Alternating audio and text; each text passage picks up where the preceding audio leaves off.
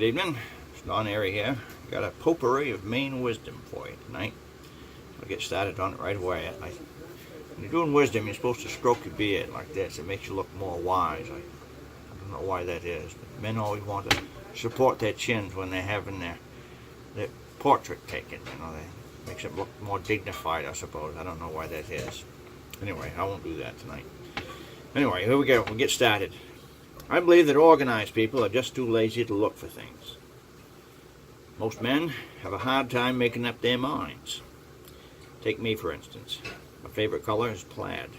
You don't believe me? Just ask my wives. I know that people find it awful hard to get along with a perfectionist. That's why I've decided to become a good enoughist. I never heard a sermon based on the scripture verse that says, "Do not be over-righteous, neither be over-wise. Why destroy yourself?" You ever heard that verse? It's in there. Ecclesiastes 7:16. Go ahead and look it up. I don't ever bother drinking decaffeinated coffee.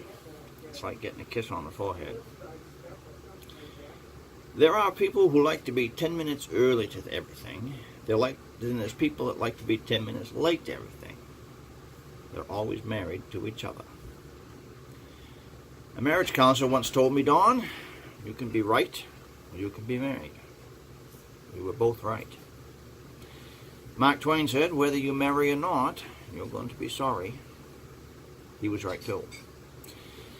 Philosophically speaking, in that regard, if a man is alone in the woods and he says something without his wife being there, does that mean he's still wrong? Probably. They say children should be seen and not heard. But regarding adults, if they want to be obscene, it's fine. It's just as long as they're not heard by me. They say pretty is as pretty does. But brother, ugly goes right to the bone. A fisherman that don't lie probably got nothing to say.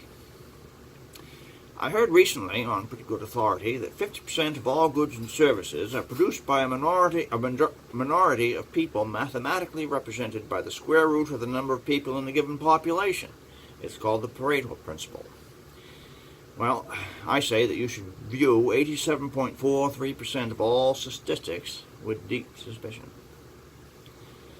My grandfather had a placard in his kitchen that read, "A plump wife and a big barn never did any man harm." He always had both. Wives and husbands shouldn't worry too much about what their spouses are thinking, because they probably aren't doing it all that often. The problem with men is that after they get married, their character doesn't develop even as good as your average grocery store shopping cart. What I mean is that after a few years, even a shopping cart seems to develop a mind of its own. The first marriage is the victory of passion over reason. The second marriage is the victory of hope over experience. The third marriage, heck, it's probably the victory of Jack Daniels over all the best advice in the world. You probably write that one down. The secret to a successful career is to find something you really love to do and then learn to do it well enough that people pay you to do it. Here's one I made up myself when I was 22 years old. Don't let your soft heart go to your head. It's got a double meaning. It means you shouldn't get all puffed up and prideful about your generosity. The second meaning is that you shouldn't get all soft-headed about what you're generous with and to whom you're generous about. Don't let your soft heart go to your head. Pretty good one. I'm working on making my second million, because I gave up on my first million. And just to wrap this up, remember that when we're out on the highways together, I believe in sharing the road. You can have the part behind me.